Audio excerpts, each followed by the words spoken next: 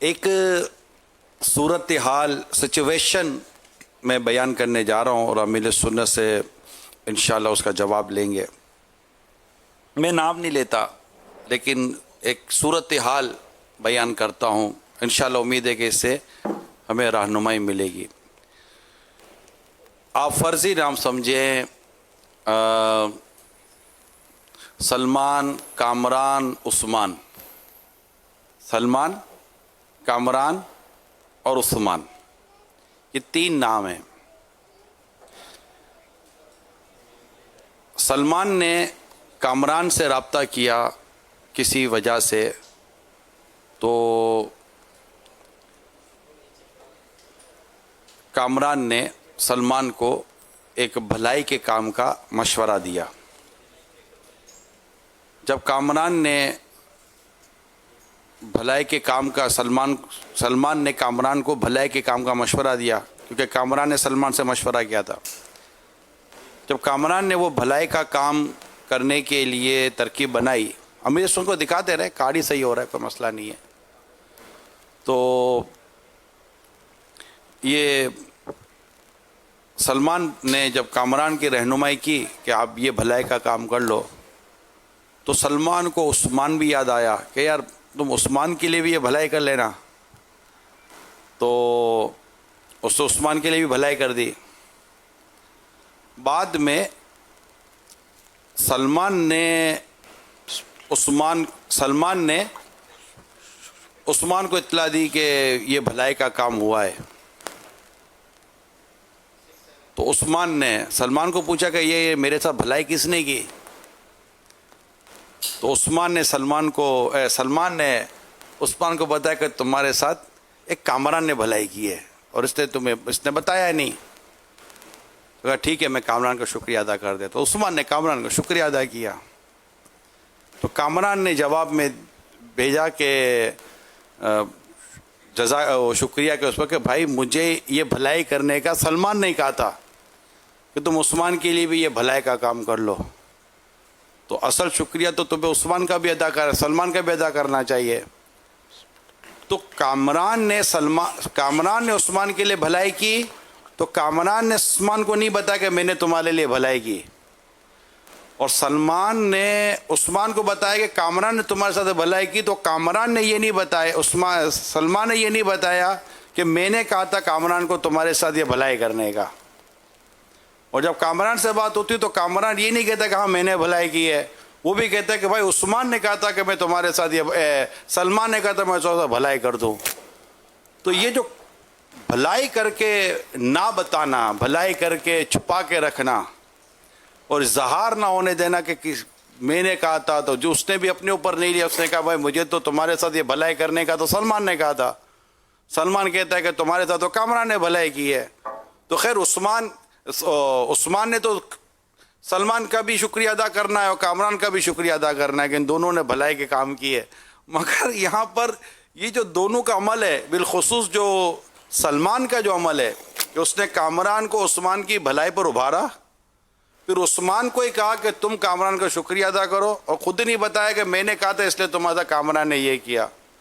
اور کامران کے جب شکریہ ادا ہوتا تو کامران بھی یہ نہیں کہتا جی بہت بہت شکریہ بس اللہ تعالیٰ آپ کو خوش رکھے. وہ بھی یہ کہہ رہا ہے بھائی یہ میرا کمال نہیں تھا، مجھے تو سلمان نے کہا تھا کہ تم عثمان کے لیے بھلائی کرو، تو تم سلمان کا بھی مطلب کہ یہ آپ محبت ہے اور یہ ہے پیار ہے، تو یہ سب کچھ. یہ جو عمل ہے کہ اس طرح بھلائی کرنا، بھلائی کروانا اور اپنا نام بھی نہ آنے دینا، یہ ایک سچویشن میرے سامنے ایک آئی. تو میں نے کہا میں آپ سے لوں کہ یہ جذبے کیسے نصیب ہوں. وہ حدیث پاک یاد آ رہی تھی کہ بندہ مخلص ہو اور چاہے 7 پردوں میں چھپ کر بھی اگر کوئی نیک کام کرے، نیکی کرے اور چھپانا چاہے ریا نہ کرے، اللہ تعالی لوگوں پر اس کا اظہار کر دیتا ہے.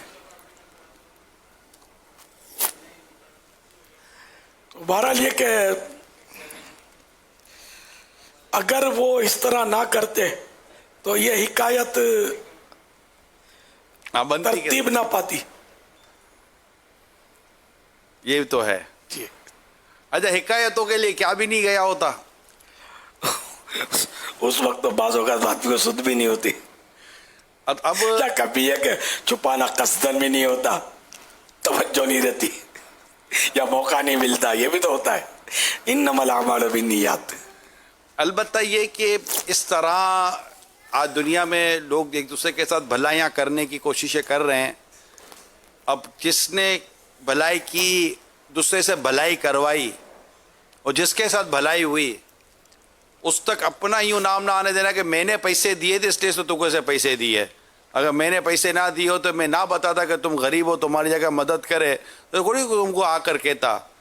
اب اتنا ظرف کہاں سے آئے کہ جس نے دیے تم اس کا شکریہ ادا کر لو اور یہ بتانا بھی نہیں ہے کہ میں نے دیے تھے تم کو دینے کے لیے. یہ ظرف پیدا کرنا آج کل تو اس کی بہت مطلب کہ مدد کا ایک پورا ایک رجحان ہے نا بازار میں اس وقت. تو کورونا وائرس اور لاک ڈاؤن کی وجہ سے بہت مددیں ہو رہی ہیں. اس میں مدد کرنے والا مدد پر ابھارنے والا اپنا نام نہ آنے دے. اللہ اکبر. یہ مطلب جگرا چاہیے اس کے لیے جو بھی ہے. نہیں، یہ ایسا ہے کہ بھائی میرا تو تجربہ یہ ہے کہ اپنا نہیں ہوتا پھر بھی اپنے اوپر بندہ لے یہ میرا کرنا. یہ الٹا ہوا یہ تو کئی بار ہوا ہے میرے ساتھ. جیسے کوئی تحفہ لے آئے، بعض اوقات لگتا ہے کہ یہ بیچارہ کہاں دے گا یار ایسا نہ بڑا تحفہ. تو پھر جب پوچھا ہے تو پتا چلا کہ فلاں نے بھیجا. پوچھا نہیں تو اس نے بتانا نہیں ہے.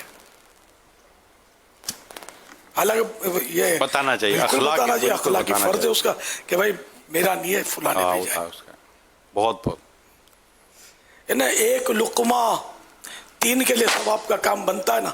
ایک لقمہ روٹی کا ایک ٹکڑا. حدیث میں یہ مضمون ہے، پڑھا ہوگا آپ نے وہ آداب طعام میں. اس کو دیا. ہاں، تو وہ روٹی پیسے شوہر کے تھے، بیوی نے روٹی پکائی اور غلام نے اٹھا کر دیا فقیر کو دیا، تو تینوں ثواب کے حقدار ہوئے. پوری حدیث سے پاک ہوتی تو میں اور صدقہ جتنے ہاتھوں ایسا ہے نہیں میں میرے پاس جو مجھے نکال کے دیتا ہو حدیث شریف، تو وہ اچھی ترغیب والی حدیث شریف ہے. یہ اگر یہ سلمان بھائی نکال جی نکل شاید یہ اس طرح کے پیچھے سے بھی اگر کوئی ہو تو. ویسے صدقہ جتنے ہاتھوں میں پھرتا ہے اسی قدر ہر آدمی کو اس کا ثواب ملتا ہے. اب اس کا مطلب اللہ جانے یہ روٹی کے ٹکڑے والے سے ہم استدلال کیسے کریں. نہیں، میں تو دوسری بات کر رہا ہوں. جی جی، یہ ایسی بھی کوئی عبارت تو ہے نا، شاید آپ کے مطالعے میں گزری ہوگی کہ صدقہ جتنے ہاتھوں میں فتح رضویہ میں شاید یہ فقہی عبارت ہے، یا ہو سکتا ہے حدیث میں ہو. یہ یعنی یاد نہیں ہے. آپ نے جس شخص کو پہنچانے کے لیے چیز دی وہ جتنوں کے ہاتھوں سے پھرتی پھرتی آئے گی سارے مطلب کہ اس کے ثواب میں حصے دار بن جاتے ہیں، ایسا کچھ ہے؟ جو بھی ثواب کی نیت سے تعاون کرے گا نیکی کے کام میں. اب جیسے کہ اس وقت ہم کورونا وائرس والوں کے لیے چندہ کر رہے ہیں کہ ہمیں دو، ہم ان کی مدد کریں. تو جو بیچارے رات دن بھاگ رہے ہیں ذلت بھی اٹھا رہے ہوں گے، پارٹی کے بعد جاتے ہیں، پارٹی بولے یار ہم کو پہنچا دو یار، اس وقت تو ہمارا دھندا بند پڑا ہے. اسے آڈے ٹیڑے بھی جواب دیتے ہوں گے. تو یہ بھی بیچارے ہمارے سائے سنتے ہوں گے اور کوئی آؤ بھگت کر کے گلے لگاتا ہوگا کہ لے جاؤ لے جاؤ. تو اب یہ جو کر رہے ہیں محنتیں، تو کیا ان کو ثواب نہیں ملے گا؟ انڈرسٹوڈ، ان کو ملے گا ہی ثواب. پھر جو کھانا پکاتے ہیں تو بناتے ہیں تو تھیلیوں میں پیک کرتے ہیں تو غریب دروازے بجا بجا کر دینے جا رہے ہیں، رات دن ایک کر رہے ہیں. ثواب تو سب کو ملے گا. جو مخلص ہے، جو رضا الہی کے لیے کر رہا ہے، وہ ثواب کا حقدار ہے. سب کو اچھی اچھی نیتیں کر کے ثواب کے لیے کام کرنے چاہیے. جس سے مدد کے لیے ابھارا. مجھے ابھی آپ کے اس بیان سے وہ صبح بھی فجر ہی میں نے یہ روایت اس طرح کی بیان کی ہے کہ ایک وفد آیا رسول پاک صلی اللہ علیہ وآلہ وسلم کی بارگاہ میں اور ان سے غربت و مسکینی بالکل چھلک رہی تھی. تو نبی پاک صلی اللہ تعالی وسلم نے جب ان کو دیکھا تو آپ فوراً اٹھے اور اپنے کاشانے اپنے گھر پر تشریف لے گئے. وہاں ان کو دینے جیسی کوئی چیز پائی نہیں. تو پھر آپ دوسرے گھر تشریف لے گئے، وہاں بھی ایسا کچھ نہیں ملا. پھر آپ ظہر کی نماز پڑھائی اور پھر صدقہ دینے پر آپ نے ترغیب دلائی اور کافی اس میں آپ نے ارشادات عطا فرمائے، صدقے کی اقسام بیان فرمائی، کھجور تک کی آپ نے ترغیب دلائی. کہ تو اس طرح مطلب کہ تو کسی نے کچھ حاضر کیا تو نبی پاک صلی اللہ تعالی وسلم کا آپ خوش ہوئے.